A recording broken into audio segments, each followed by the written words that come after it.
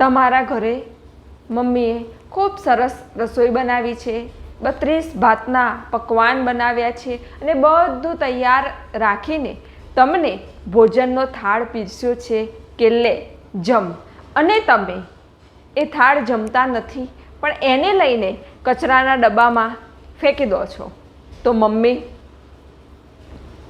શું કહેશે, કેવું થશે? જરા વિચારો. તો બસ આવું જ પરમાત્માએ આપણને આટલો અમૂલ્ય અવસર આપ્યો છે, આટલું દિવ્ય જીવન આપ્યું છે, આટલા અમૂલ્ય શ્વાસા આપ્યા છે, અને તમે એ શ્વાસાનો દુરુપયોગ કરો, એને વ્યર્થ વેડફી દો, વ્યર્થ ચિંતનમાં, વ્યર્થ વાતોમાં, વ્યર્થ નિંદામાં વેડફી દો. તો વિચાર કરો કે પરમાત્માને કેવું થતું હશે.